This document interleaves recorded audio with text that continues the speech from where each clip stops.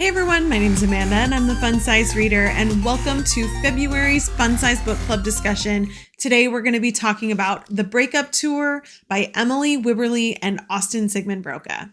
The Breakup Tour is a romance written for lovers of Taylor Swift, basically inspired by Taylor, about a girl named Riley who is a singer-songwriter who writes this amazing album called The Breakup Album. And it's about every single one of her past relationships. When she goes on tour, her ex-husband is claiming that the most popular song hit of the album is about him. It's not about him, it's about her college boyfriend, and to try to get people to come up with the idea that it's not about the ex, she invites her college ex-boyfriend on tour with her to play the song. I picked this book for book club because I have loved all of the books by Emily and Austin that I have read before. If you have not read their books, they wrote a lot of young adult books, a lot of YA romances. They are very big like literature people, and so a lot of their books are based on Shakespeare. I love them. I think they're amazing. If you haven't read them, definitely go read those. But they started dabbling in adult romances last year. And so I was like, okay, I definitely want to read this book. And then I was like, it's February. What a better pick for book club. Star rating. I gave this book 3 stars, but I was at war for myself between 2 and 3. I struggled with the star rating of this book, and I, in the end, decided to go higher because I do think that it was a good book and that there is an audience for this book. I'm just not sure if that audience was me. And I have reasons that we'll talk about in the spoiler discussion section.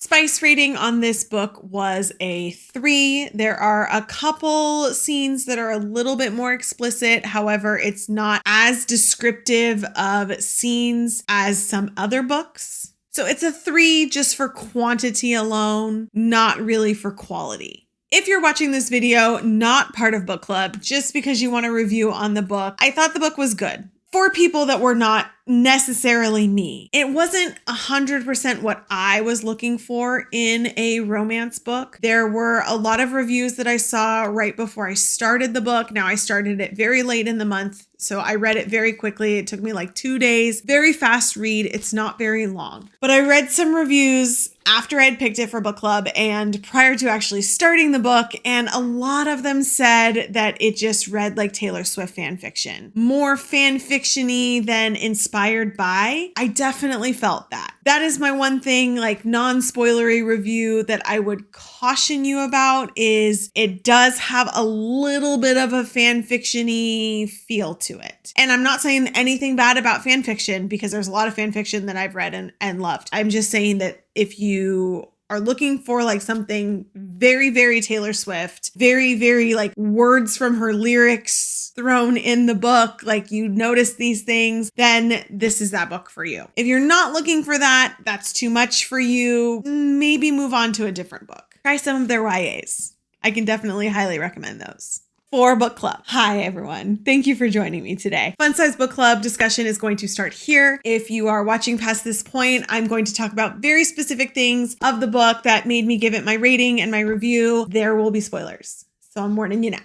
Before I go into the book club discussion, let me just reiterate what I said at the beginning of this video. I love Wibbroka. I loved their books that I've read before. I highly recommend the YA ones that I have read prior to reading this book. I have not read their adult books. I started The Roughest Draft. I started it and I set it aside because I wanted to read some reviews on it because it had a trope in it or a feel/vibe that did not vibe with me. And so I set it aside and I have not gone back to it yet. I still might, but I have not yet. So this is my first official adult Wibbroka book that I have read. I love them. I think they're amazing. I highly recommend their work. This book was not amazing for me. I read this book wanting it to be over. And I hate when I read books that way. And that's why I was so torn between like a 2 and a 3, because most of the time I really felt like it was just okay. There was nothing specific. Like, I guess there are things that I'm going to talk about that are specific, but there wasn't anything glaring. Okay. Nothing glaring that was like, I don't like this thing that totally turned me off to the book. I went into it knowing that it was going to be Taylor Swift inspired, like based on the back of the book, like there were going to be things thrown in. I knew that was going to happen. Reading it was hard for me. Let's talk about the front first, okay? One of the things that I didn't really think about at first, but that I thought about as I was reading the book and as it was sitting on my couch and I kept picking it up and looking at it, was there's only one character on the front. Like, this is a dual perspective love story. You get in each of their brains, but we only see one of them. Why? It just didn't make sense to me. And I get it. Book covers are not going to be perfect, right? They're not going to be an exact extension of what's inside. They're the movie posters for the book. I understand that concept. But if it's a dual perspective romance, I expect to see the guy on the front also, especially when you start off with his perspective. Like the first, like not the prologue, but the first chapter is from Max's perspective. So like, where's Max? I noticed that as I was reading. I don't know if it bothered anyone else. I don't know if anyone else noticed it, but something I noticed. Let's talk about the dual perspectives. I'm not typically a rush to pick up a dual perspective book person. If I happen to be reading one that is dual perspective, fine. I don't like seek them out like some people do. This one was dual perspective. I don't know if I really liked Riley's perspective. Max's was fine. It was fine. But from a character standpoint, I did not enjoy being in Riley's head. I was not really a fan of her as a character. Max was better. I was having a very hard time connecting to them. And I don't know if it was like the overuse of music jargon or music metaphors that just kind of was like, I don't think this way. And so I'm having a hard time connecting to them thinking this way. I don't know if it was that. I think her personality just really turned me off. Maybe I just didn't get her character growth really as much. I didn't really like her. She was not a likable main character to me. So because of that, because she was not very likable and because he was fine, I had a very hard time rooting for them to be together. This was one of the very first, maybe the first that I can remember romances, not fantasy romance, romances about two people, no love triangle. You know it's an HEA, that I was not rooting for them to be together. I was literally up until the very end hoping that they would go their separate ways. And I don't know if that's because like it's Taylor Swift inspired and like some of her exes you're like, no, or if it was written that way and that's just how I felt about them being together. I didn't really like their relationship. I got their history. Their past relationship was fine. This was not a second chance romance that I was like, oh my God, they have to be together. I felt like they were totally different. They wanted totally different things out of life and they just were not a fit. Like Max's argument of not wanting everything about his life to just be written into a song and be done just to be able to get a song. I don't see how he just got over that at the end. I did not want them to end up together. And I was kind of sad when I got to the end and they were.